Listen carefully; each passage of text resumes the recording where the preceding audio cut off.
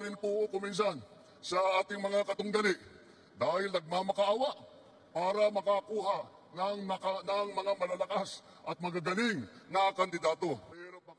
Ipinagmalaki ni Pangulong Bongbong Marcos ang kanyang mga pambato sa pagkasenador sa kanyang mga kababayan sa Nawag, Ilocos Norte. Personal na ikinampanya ng Pangulo ang 12 kandidato ng administrasyon sa ilalim ng Alyansa para sa Bagong Pilipinas. Ang Pangulo tila ganadong magpasaring sa kalaban.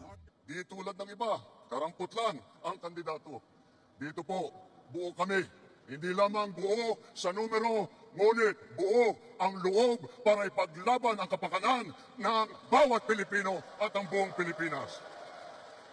Nagtataka nga ako, parang yung mga iba na naging kandidato, nag-deliver lang yata ng suka, nabigyan na ng certificate of candidacy. Pagmamalaki pa ng Pangulo, maganda ang record ng kanilang senatorial candidates, hindi gaya ng iba.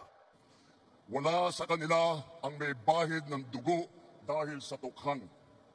Wala sa kanilang kasabwat sa pagbulsa ng sako-sakong pera, pinagsamantalahan ang krisis ng pandemya, pinabayaan ang ating mga kababayan na magkasakit at mamatay. Wala rin daw sa mga admin bet ang pumapalakpak sa China sa gitna ng pangaagaw sa ating mga isla. Wala sa kanila ang mga pumapalakpak sa China at natutuwa pa kapag tayo ay binobomba ng tubig.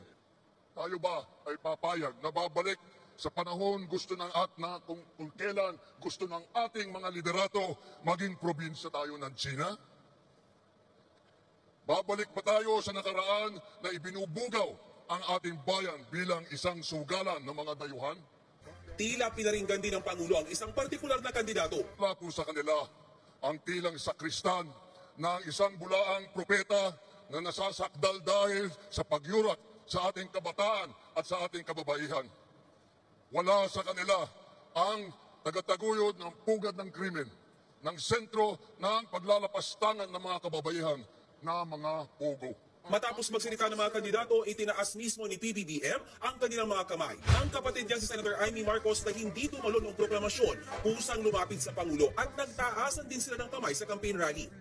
Bago ang kick-off rally, nagpapresko ng mga pambato ng Alyansa para sa Bagong Pilipinas. Kami lahat nagkasundo nung minungkahi na dito yung kick-off ng proclamation rally sa Ilocos para ma-emphasize yung suporta ni Pangulong Marcos kasi solid north. Hindi ko naman po hinihiling na mag-number 1. Pahig na kami mag-number 1 si Manang Amy. Kung pwede po kami lahat number 2. Salamat po. Karamihan sa mga pambato ng administrasyon pasok sa top 12 ng mga survey. Pwera lang kina Senator Francis Tolentino at Benher Abalos. Kung kailangan po hilain yung iba, we have to do that. Kailangan po itulak yung iba, pataas. We have to do that. It's a coalition. It's a force, but we need to be united. I pray every night that all the 12 na binanggit na Pangulo ay mapasama.